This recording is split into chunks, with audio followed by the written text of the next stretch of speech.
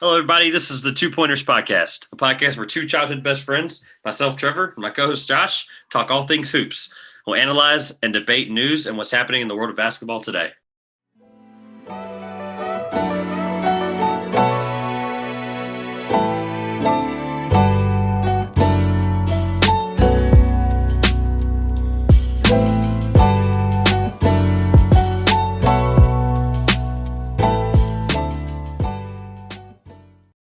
Hello, everyone. Welcome to today's episode of the Two Pointers Podcast. Today, Trevor and I are going to be going over some of the top stories in the NBA from the past week as we cover early season issues with the NBA in regards to COVID protocols. We're going to be looking back at the first game between Lonzo Ball and his brother Lamelo Ball when the Pelicans played the Hornets on Friday night and what I am coining as the Battle of the Balls. We're looking at rumors about Damian Lillard requesting for Portland to make a trade to improve the team.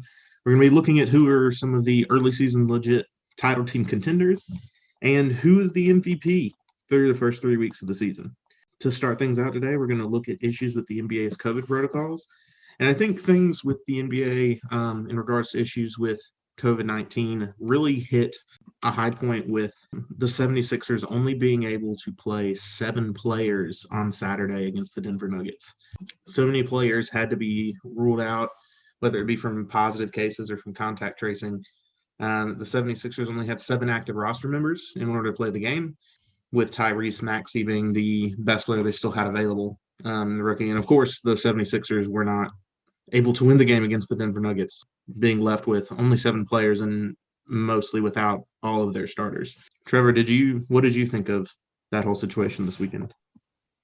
If we're being completely honest, holding the NBA accountable for their actions here, their protocol, if I'm correct, is 8 players eligible, and the 76ers had 7. So why was this game any different? I feel like they should have stepped in and been responsible and rescheduled this. They allowed time at the end of the season to allow for that, extra if there's any postponements and reschedules, which we've already had that one with the Houston game on opening night. And obviously we started taking notes and getting ready for this podcast on Saturday. And of course, on Sunday, the 11th, the Celtics versus the Heat get rescheduled for an inconclusive test on the Heat. And obviously they didn't have 8 eligible players due to that. So I think they should have handled that game, or this game, the 76ers Nuggets game, the same way. But obviously, we got to see a guy like Tyrese Maxey go crazy and score 39. He looked great. He was a lot of people who were high on him coming into the draft. That pick for Philly was big. Obviously, he came in. He's going to be able to contribute what they need off the bench. I think he's going to, obviously, this for him. Unfortunately, for the circumstance, it's you hate for your rookie like that to just jump in and play 39. But or play minutes like that and score 39. But he was ready. The opportunity was available, and I think they obviously got him some good playing time moving forward. I think with Doc Rivers in the rotation. Trevor, are you concerned moving forward for the rest of the season that this past week, the whole situation has kind of shown that the NBA might not have as much control over trying to contain the virus to continue their season on? I'm concerned in the sense that if this gets any worse, I think it starts to get I think it gets pretty gray.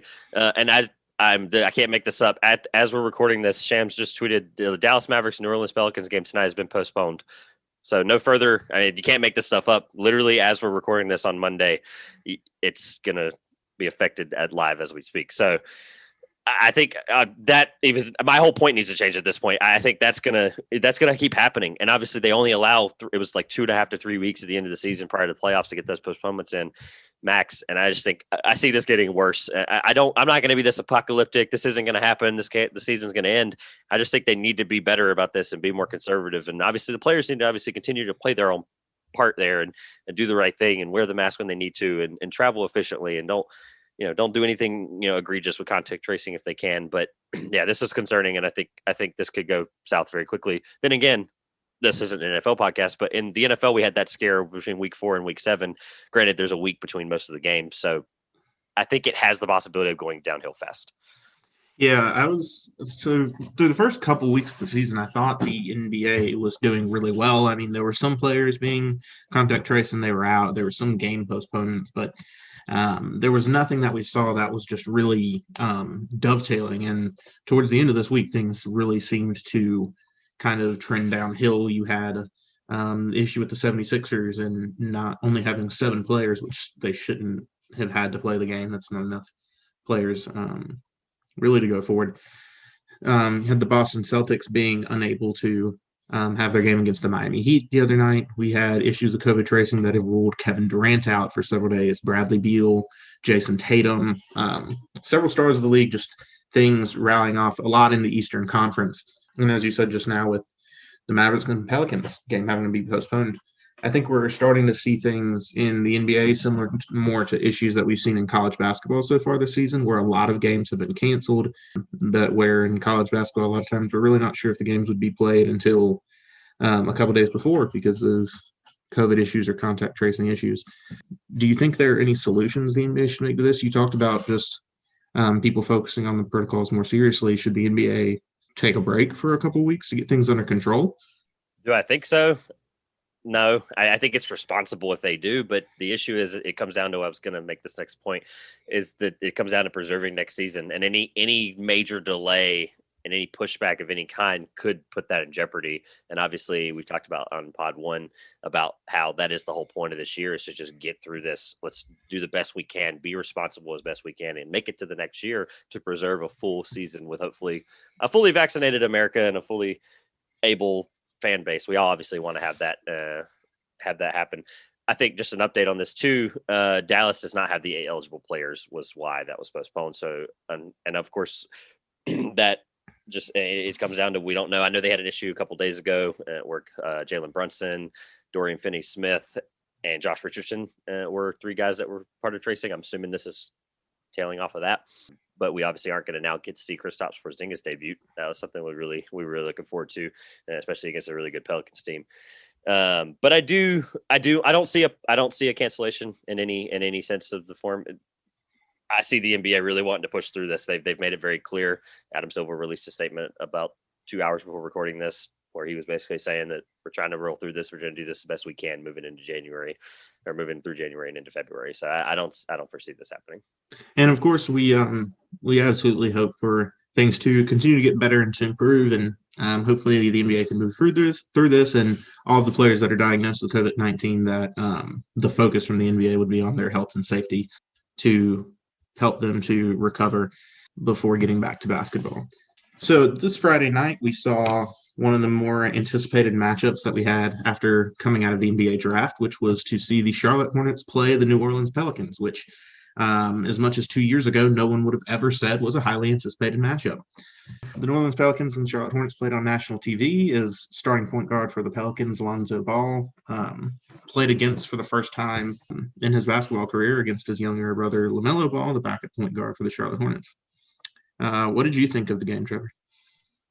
First of all, I'm going to say I was wrong, and I'll tell you what I mean by that. I've been saying for years, since I've been a huge fan of them at Chino Hills High School in California, that I think Lonzo was going to be the best ball brother out of the 3. I think a lot of people thought that for a long time. That was before Lonzo became a Laker, and that opinion became even stronger. And on his second night, almost had the record for the triple-double as the youngest player to do so, with 29, 11, and 9 assists. So he was very, very, very, very close. And of course, hilariously, a couple years later, here his brother is breaking that record. As an avid Charlotte Hornets fan, and you've made that very clear, we've talked about it on multiple pods now. Obviously, I want to hear your opinion. A couple things. Obviously, why the heck is he not starting? And second of all, obviously, he's minus 145 to win the Rookie of the Year. Obviously, I don't see that changing. Does he have to start for that to be a surefire thing? I'm going to go with the second question first and then address the Rookie of the Year part. I think LaMelo Ball obviously started with the highest odds to win Rookie of the Year. He came in with the biggest name recognition of anyone in the league. I'd say no, he doesn't need to start to reach that, because as of right now, he's playing starters minutes in Charlotte. He's just not starting. He's playing somewhere near 30 minutes a game, especially in the past couple of games in the rotation. Charlotte, as of right now, only plays 3 guards, being Terry Rozier, Devontae Graham, and LaMelo Ball. So LaMelo plays a high number of minutes because he's one of the only 3 guards they really have available in the lineup. As for why he's not starting, so Charlotte, it was a really complicated decision, I think, when Charlotte went in and took LaMelo Ball, because going into the draft, guard or starting guard really wasn't a position that Charlotte needed to look at that much. They had Terry Rozier coming off of an incredible bounce-back season for his first year in Charlotte, and Devontae Graham being one of the most improved players in the NBA. and both of them were playing together and had a great starting and combo guard dynamic. LaMelo was drafted by Charlotte, and a good decision because he was the best player on the board, obviously, when they were there picking at 3. And I think that from the preseason, we saw Terry and Devontae play really well in the preseason. And LaMelo, of course, adjusting to NBA basketball for the first time in his life, didn't adjust like immediately right out of the gate and wasn't having the best preseason play or the most consistent play early in the season. Now, however, I think in the past couple of games, specifically against New Orleans Friday night and then Atlanta Saturday night, breaking, like you said, the triple-double record, became the youngest player ever, he's just been absolutely incredible. I think at this point, especially with Devontae Graham's struggles early in the season, he's had a really hard time shooting the ball and is not shooting a great percentage. I think it's time for Charlotte to make that move and start LaMelo Ball opposite Terry Rozier. Yeah, one thing I know, Rozier has been playing really well. He obviously had a 40-plus point night a couple of weeks ago, shooting 10 threes, which obviously was a really close to a couple of records there. I know specifically one thing that I noticed with LaMelo was he was the first Hornet to do so, to record a triple-double off the bench, which obviously, like you said, I think the Rookie of the Year numbers, I think he's going to get it. I think it's just a matter of how much now at this point. But otherwise, yeah, I think I'm excited for you. I don't have much to say about the whole, playing his brother was really neat as somebody who's been a fan of the whole family for a long time. I've been following them really, really heavily because I used to watch a lot more high school basketball than I do currently, having to keep up with the NBA more now. But those Chino Hill days were fun, man. Lonzo and LaMelo passing to each other. Just it was all the cherry picking was crazy. Don't get me wrong, all that cherry picking, but LaMelo is very quickly proving me wrong as the best ball brother, and I think he's going to continue to be a star. My last point was just I think he's been prepared for this moment for a long time, being in the spotlight. He even said himself, he's like, I've had ESPN games before. It was no sweat playing against my brother like that. I really admired his willingness to admit the team aspect of the win too, because he's always been a guy that seemed not selfish, but in a sense that he's got that attitude that he knows he's the best player. He knows he's a great player. He knows he's good in the spotlight, and he raved about the team win. He raved about how it was a good team win against the Pelicans. So I do really admire that part of his development, as well as the fact that he's obviously got the experience overseas. And I think James Borrego's just got to start putting him into or Coach Borrego's got to be able to get him into the starting rotation a little bit more, but he doesn't have to. Like, I agree with you in that sense. Yeah, I love everything about LaMelo with the team. I think he's been a great teammate. All of the guys seem to really like him. Obviously, I've watched a lot of Hornets games this season, following the team. And when the Hornets have struggled with their starting lineup, which is often at the beginning of the games because they had a tendency to fall behind at the start of the games, like they did against the Pelicans on Friday night. They fell behind, were down by 18 at one point, and really had to push back through the second half. LaMelo Ball has been put into the game for Charlotte when we're down, and he's always providing a spark, whether or not he's scoring or passing or whether or not it's doing anything that shows up on the stat sheet. When he's in the game, he provides a spark to the offense, and the team seems to do better. One other thing I will say in the defense for if LaMelo remains on the bench, part of it may be with the unit that he's playing with there, because so far this season, LaMelo Ball has shown just an incredible chemistry with Miles Bridges, who's the other player for Charlotte who leads the bench unit at the small forward spot. And the two of them really seem to love playing together. They have an exceptional chemistry of knowing where the other is at any given time. And if I were Charlotte, I definitely wouldn't want to mess up having LaMelo and Miles on the court at the same time as much as they currently are. I wouldn't want to change that much because there's something there that's really working well. Awesome. I think I don't have anything else to say about it, so I think we're going to move on. I'm excited for you, like I said, as a Charlotte Hornets fan, as the fact that my whole life I've never really had a Charlotte Hornets team that I could, being from North Carolina, of course, growing up a Lakers fan, I've never been able to go, wow, this Hornets team, right? And this is the most excited I've been about them. And I was very clear in our opening pod that I really like some of the draft picks with Nick Richards and Vernon Carey, and obviously LaMelo, his best player available, like you said. It's exciting for Charlotte to have a guy like that. So moving on to the third topic here today, the rumors that came out from CBS Sports is where I saw it first. I know it was covered by a lot of smaller reporters, but I definitely saw it on CBS Sports first. But Lillard pushing for Draymond Green trades to the Blazers. What are your thoughts on that? And do you have any possible packages, maybe? Like how it's going to work? No, I don't have any possible packages because I just really don't think it's all that great of an idea out of Portland. Draymond Green has the potential a lot of times to be a really exceptional defender, but from a Portland perspective, to me, it's just not something that seems like a fit. Trying to trade for a guy like Draymond, because for Portland to do it, I mean, if you're Portland, you're obviously not going to include Damian Lillard because that's the centerpiece of your team. You don't want to include CJ McCollum because that's your second best scoring option. And after that, Portland has a lot of really good young talent and guys like Zach Collins. Nasir Little has been playing well, played well in his rookie season based on the spot he was drafted in. And you just have and Gary Trent Jr., you have a lot of guys in Portland that are some quality young talent that I just wouldn't see the need for Portland to try to trade those guys away and what they're trying to build.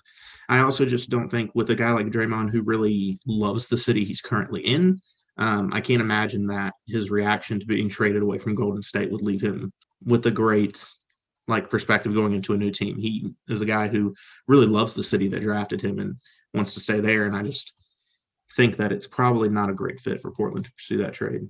So Lillard obviously wants a defensive player. He obviously wants somebody to help their unit. He may have a relationship with Draymond that we don't know about. But I want to give you just a who says no scenario that I did look into with the NBA Trade Machine. Shout out to Trade Machine.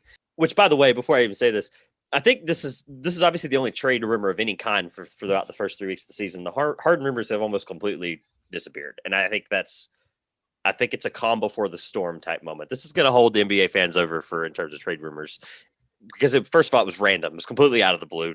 I didn't see it coming whatsoever. And I think this is, like I said, it's more of Lillard. It's more of a superstar player in this case wanting an improvement for their team, even though I think their team's good. I agree with you in the sense they've got so much young talent with Anthony Simons and Gary Trent Jr. and Zach Collins. I just don't see any of those pieces. That's why I want to ask you this who says no scenario. Portland calls and they're like CJ McCollum for Draymond Green and however the money needs to work. Obviously, they have both teams have a couple trade exceptions. So basically CJ for Draymond straight up. Who says no? Portland says no. It's a win now move for both. That's the only reason I guess I would ask. So the Warriors obviously lost of Clay. I think that's it's something. Do both teams even consider it? With Portland, CJ McCollum's your number 2 scorer. I think that you make a massive hit to the offense and you're putting a whole lot more pressure on Damian Lillard if you make that move. Portland, I wouldn't consider CJ McCollum a guy you should be trying to trade if you're trying to make a run right now. Getting rid of McCollum, unless it's in a trade for a guy who's a recent all-star and you're trying to package that through. But yeah, I don't see that as a good idea for Portland. Would be great for Golden State. One more question. What's more likely come trade deadline in March? That Draymond Green is a Portland Trailblazer or that James Harden is a Portland Trailblazer? I think James Harden being in anything else is more likely come March. Being in anything but a Houston Rocket is more likely than him remaining a Houston Rocket come March. I love how we turned this into somehow at least mentioning Harden in some form because it has something to do with the word trade. But I will say this, he does look engaged. I know we're not talking about Lillard anymore at this point, but Harden looks super engaged. I was watching the Lakers Rockets highlights earlier before recording. Man, Harden looks so engaged with that team. I think him and Wall get along well. And I'm scared because Houston really, if they want to go into full rebuild mode or at least try to get a better pick or try to get value for Harden who doesn't technically want to play there. I'm just surprised. This is going to be a very interesting trade deadline, and we'll continue to keep everyone updated on that as something happens.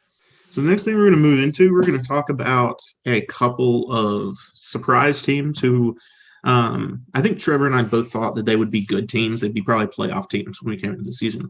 But so far, they're having incredible seasons to start and are at the tops of their respective conferences. We're going to talk about teams that are crazy, legit title contenders. Trevor, what team did you have that you thought has really broken out into being a legit title contender this year? So for those of you that listen to pod number 1, we both had my team here that I'm about to go through. We had them both in the playoffs. Very unfortunately, we had them at 7. Yep, we had them pretty low.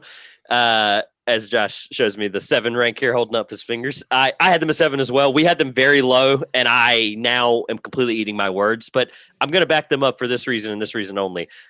Sabonis is a bona fide superstar or star, could be a superstar very soon. He obviously was an all-star last year for the first time. Him and Oladipo running the dribble handoff and the pick and roll really, really well. As a team overall, I will say there's multiple things, but just Sabonis is the reason that they're continuing to be a good team and continuing to dominate when they do play really well as a team.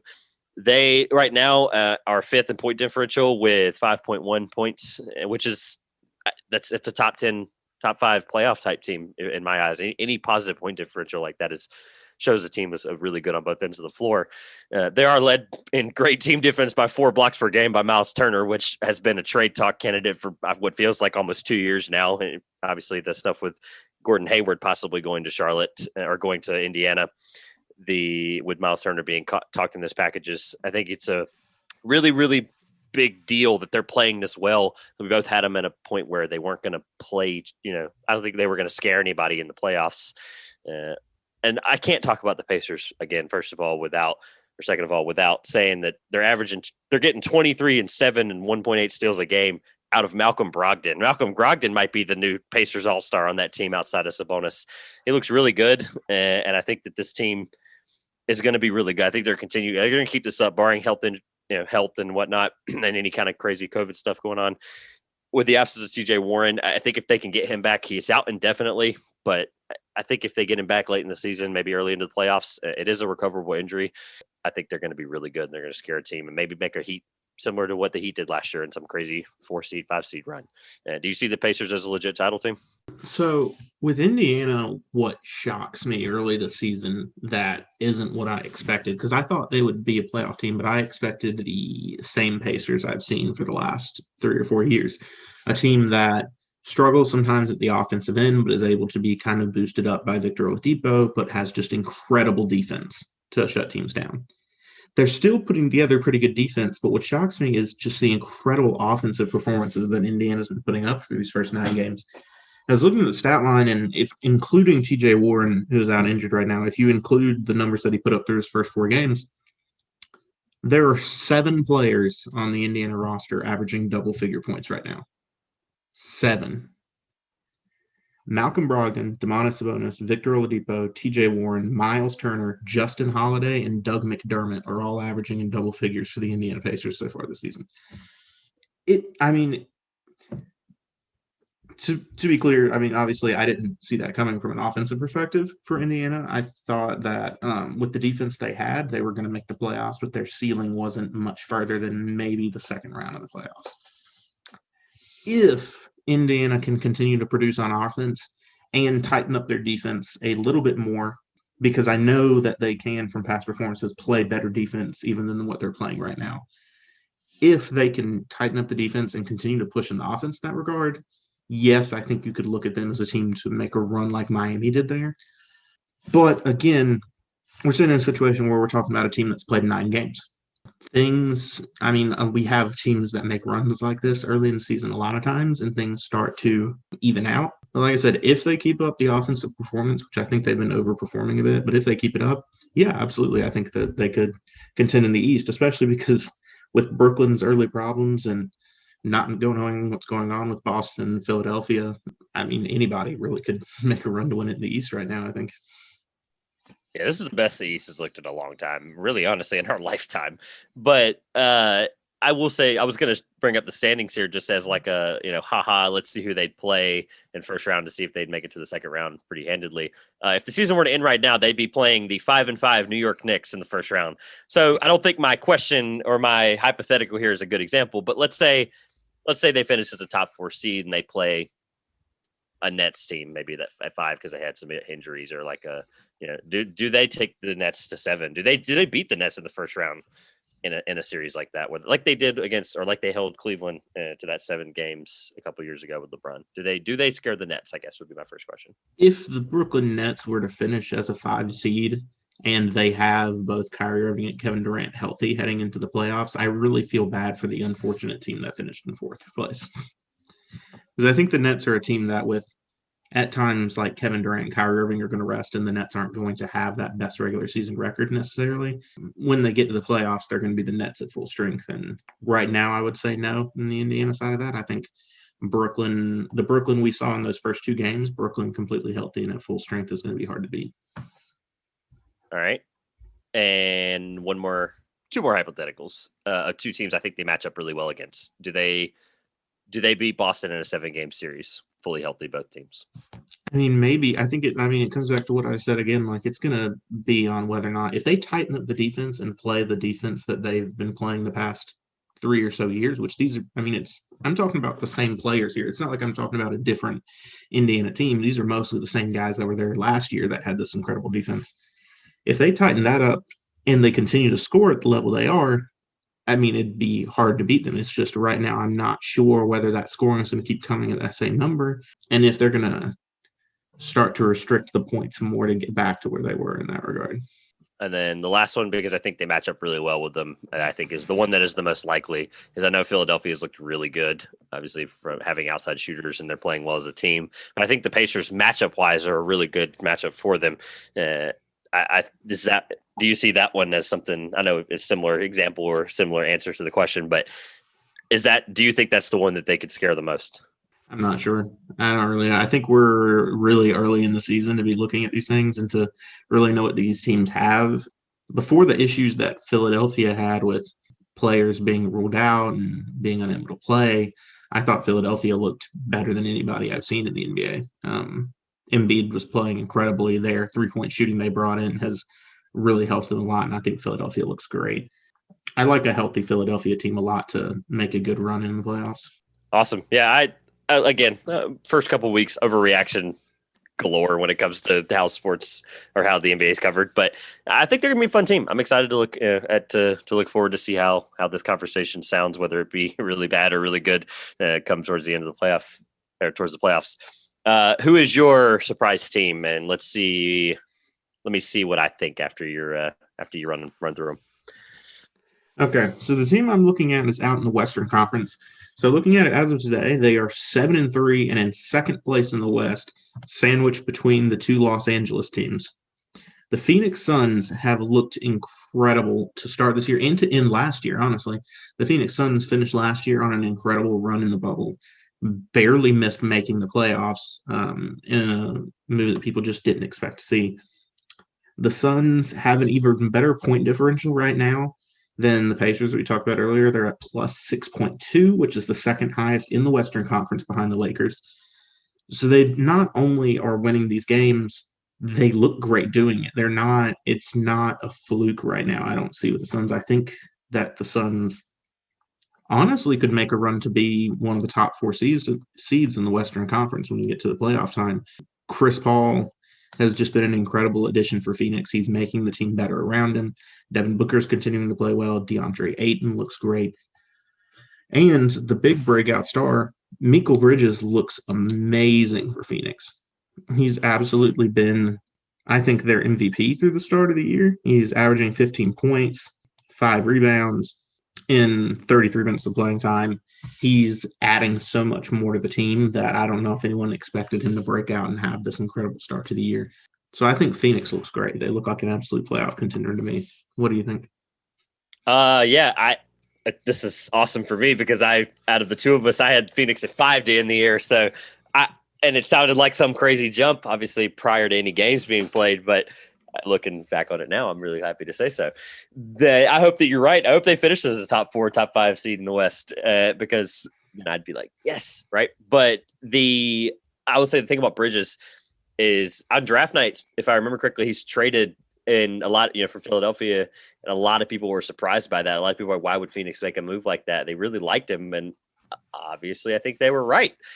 He's averaging a lot of minutes for them, which is, I don't know if that's sustainable necessarily going into playoffs, but like if he can continue to play good defense at the wing position and also just continue to average about where he's at and be a really good contributing spark plug for them, I think they're going to continue to be a good team. Chris Paul, obviously continuing to prove that he's going to finish as a top 5 point guard all time, championship or not. I think that championship propels a lot of people's list if he can get one. Do I think it's in Phoenix? No, but I think Chris Paul is continuing to prove that he is going to help outperform any team he goes to at this rate in his career. I've always been a huge fan of Chris Paul. I think they're going to be really, really fun, and they're going to be really scary matchup for a couple of these Western teams. As of right now, not too bad being sandwiched at 2 between LA and LA, as they've always kind of been that third or that fourth team in that division that's always been never been like the top dog. And I think this is their time to shine if they get a really nice, favorable matchup in the round one. Okay, I've got a question for you. Being a Lakers fan that you are, and the team currently doing really well, they look great about what we would have expected at 8-3. Would you be worried or afraid about the Lakers having to play the Suns in the playoffs, facing the Suns in the playoff series? No, I don't, and I only think so because of matchup purposes, and this is no bias whatsoever. I told you I would try my hardest, unless obviously, it comes down to MVP talks, similar to how the Rookie of the Year talks were earlier. I will try my best to be as unbiased as possible, but no, and I think so because of the fact that I don't think Phoenix at the 4 and the 5 are going to be able to contain the Lakers' depth a little bit. I know they have a couple of good pieces. Ayton's not a stellar defender, and I just don't see him stopping Anthony Davis. I think that series is competitive. I think it maybe goes to 6. That would be my prediction. Like if that came down to it in season ends right now, I think it's 4-2, only because of the matchup purpose. I think there's a lot more teams that are going to scare the Lakers, but I think the Suns could do it. I just don't, for matchup reasons, I'm not as worried about compared to some other teams. Okay. And the next question, since we're talking about title contenders, the Lakers being, of course, still now the favorite to win the title this year to go back-to-back. They were the favorite last year. I mean, they were the favorite going into the year. They're going to be the favorite now. And until we see something different from somebody, it's going to continue that way. Who are you most worried about in the Western Conference, the Lakers having to play? Put me on the spot here. I like it. No, I've been prepared for this question. The Clippers, obviously, I think are going to be number one for me. I last year was very, very adamant about I don't think they were going to make the finals. A lot of people were like, the Clippers, right? That team's chemistry was horrible last year. This year, they look awesome. The team chemistry looks great. Yes, they've had some awful, awful blowouts, including a 50-point loss to the Mavericks. But with the load management thing with Kawhi, he's going to play 70% of the games. They're going to lose some games. They're not going to finish. They're going to finish in the top 4. They're just not going to be the overall number 1 seed probably by the end of the year. They're a good team. They're a great team. They're able to play well together. A lot of their pieces that they brought in, Serge Ibaka, Nicholas Batum, a lot of guys who we had maybe kind of written off a little bit in the past, going to a title contender like that and getting that team chemistry together, bringing in that locker room presence. They're a good team. They're going to be my scary one. Another one that kind of maybe not necessarily out of left field here, but Utah, if Utah can continue to play the way they do, obviously they're a stellar defensive team. And obviously having Gobert, who just got the biggest bag of any Utah player in their team's history, obviously you had to pay for him to keep him, and they did. They spent $204 million on him, and deservingly so. He's won Defensive Player of the Year. He's a guy that could really scare the Lakers in the first or second round. Obviously, Donovan Mitchell is a star. Our backcourt is not exactly the greatest backcourt ever. So Donovan Mitchell, I think, could average 30 easily and give us a really good scare. I think Utah scares me just as much as LA, the other side of LA does. Moving on to our final topic today, we're going to run through the MVP candidates through the first couple of weeks of the season. Before we give our personal ones, I do want to run through just what the odds look like, courtesy of DraftKings, no sponsor there. Luka Doncic is currently plus 400 at this moment of recording on January 11th. I still think he's in the front running. We've talked about that in our opening pod. We made it very clear we think Luka's the MVP, barring any major injury. He looked really good the last couple of nights. He basically single-handedly beat the Nuggets. And obviously we mentioned how Kristaps Porzingis coming back is going to be really big for them. He's currently the favorite, and I don't think that changes. Giannis right behind him at plus 450. Kevin Durant at plus 800. Prior to the season, Kevin Durant was plus 1,300. A lot of people, I think, after the first night moved on that number. No shock to see he's fallen that far, that close into the favorite realm. Joel Embiid at plus 1,000 is actually really – that one shocked me. I had no clue before I opened these rankings or opened these odds up. I had no clue he was going to be that high. LeBron at plus 1,200. Jokic at plus 1,200. Steph Curry at plus 1,400 and Anthony Davis at plus 1,500. Two shockers just outside. I did the top 8 just so we didn't drag on 15 minutes about the odds here. But just outside, Damian Lillard at plus 1,600 and Jason Tatum at plus 2,000. Obviously, if the Celtics finish top 4 seed and he averages something crazy and they finish really high, that's a random weird dark horse. That's interesting.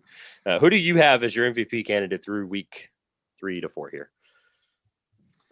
Okay, so when we were doing our preseason stuff, I was completely adamant and confident that a really incredible scorer and passer passer that came out of Eastern Europe playing for a Western Conference team was going to be our MVP this season.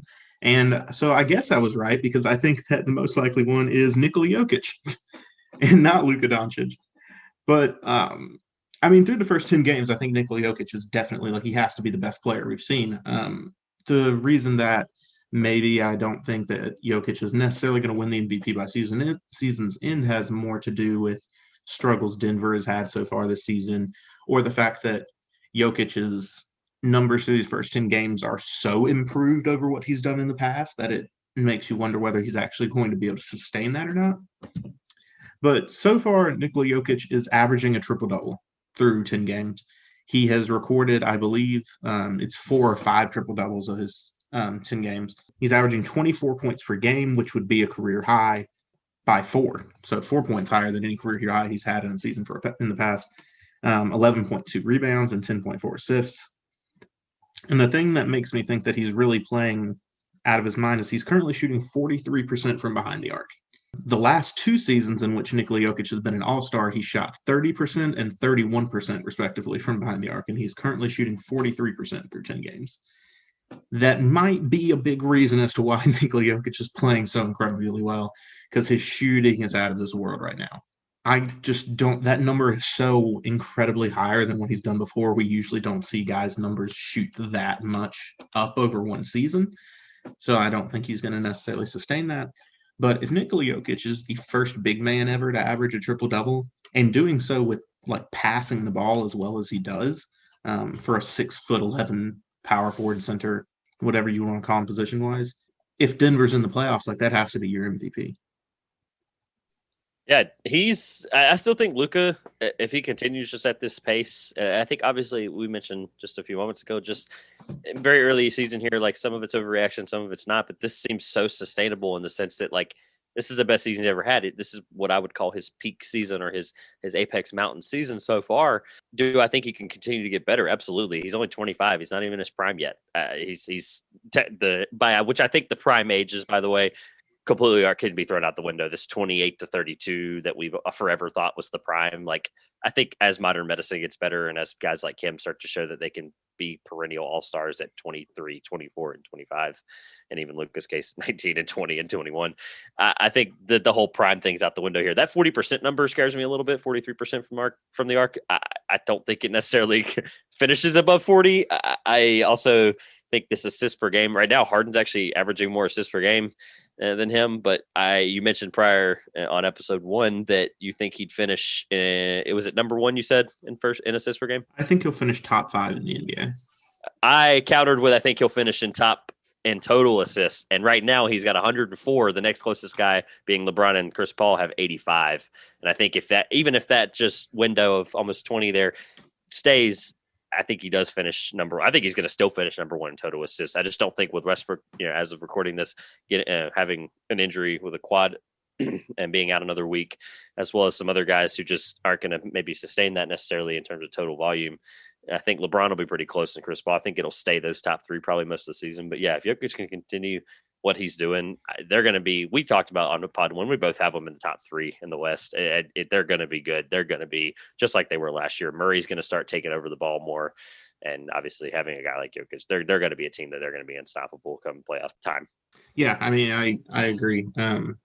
I was a big fan of Nikola Jokic over the past couple of years. I've loved his versatile ability, especially to pass the ball.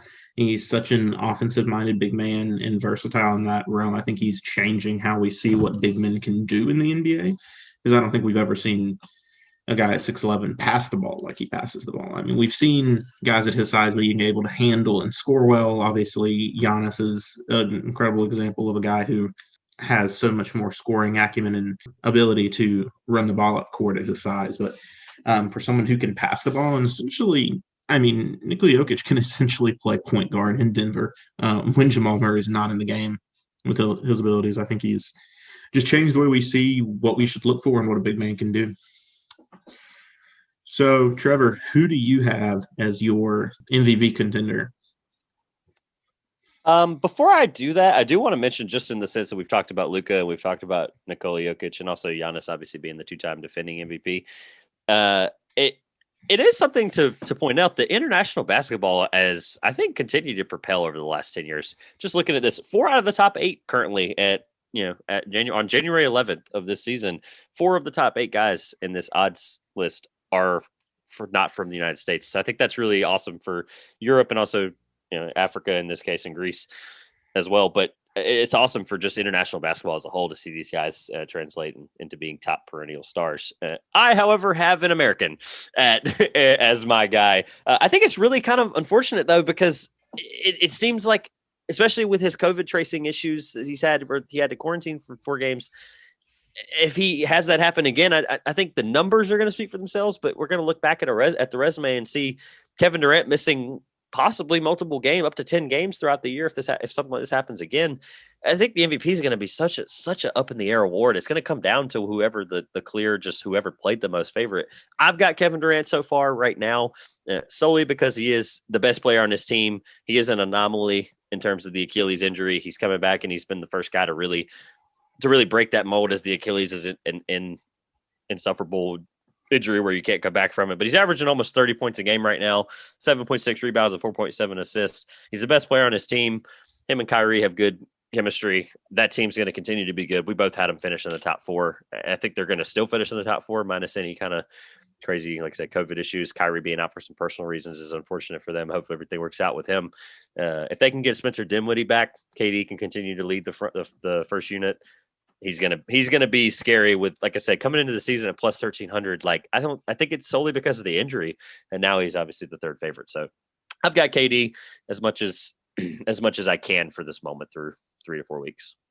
Yeah, I think I was really impressed by the way KD played when he started early in the season, and like you said, it's really unfortunate that he hasn't been able to play in the past few games.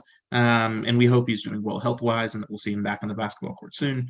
I think with a guy like Kevin Durant, so like we know that for the MVP award and all these awards, they're voted on by sports writers. They're voted on and awarded by sports writers who have these votes to decide who the best player was. And with a guy like Kevin Durant, if he were to have this incredible season and be one of those top players, it's an incredible story coming off the Achilles injury for him to work extremely hard to battle back and come back at the top of his game. I think that a lot of sports writers are going to really want to vote for Kevin Durant because it's a natural thing that all of us, like as humans, we love seeing this incredible comeback story and we want to root for the guy. We want to root for him really to get back to that peak. We hate when athletes are hurt and we just want to see them play at the top level. And we're going to want to vote for and root for KD to reach that point. So I think definitely if he continues to have an incredible season, he's going to get a lot of votes for MVP down the stretch. But I think the biggest threat to that, like you said, is if he misses too many games. There's only 72 games in this season. And I can't see, like, if a guy doesn't play at least 55 of the 72 games, I can't see a guy that's not playing at least those 55 games getting a lot of votes or being considered in that MVP conversation, the same way that Kawhi Leonard was never really talked about for MVP the past couple of years because he would rest games. He's not trying to win the MVP. He's been very clear about that. He cares about winning championships, which you should. But when these guys are resting games, they're not getting as many votes. With the MVP too, like we've talked about the MVP multiple times now, and this very early on in our podcasting time. The storyline's always a big deal. It's always a storyline. Obviously, Russell Westbrook won it as a 5th or 6th seed that year, and obviously, granted, he averaged a triple double. Don't get me wrong. I would have voted for him too if I had a vote, but I think the storyline is going to be interesting this year because you've got multiple storylines. You've got Giannis obviously won the storyline vote for the fact that he go back to back, and his first one, being an international player. There's a lot going for him in terms of just best player, best team. He was best player, best team, for most of his MVP votes. But Luka being the media, talk about the media having a vote. The media loves Luka Doncic. I mean, we do too. They absolutely love him. We love Luka, and so does the media. And I think he's going to get a lot of votes. Kevin Durant's going to have to fight that, and I think that it comes down to, like, similar to what we talked about with LaMelo. It's going to come down to it's somewhat of a popularity contest. For the MVP's sake, it is more of a storyline, like you mentioned. Kevin Durant's storyline with the Achilles, can it be stronger if he finishes above 30 points a game or has a maybe one more stat line that kind of goes crazy, maybe averages double with rebounds? Is something going to propel him over that Luka Doncic story? I don't know.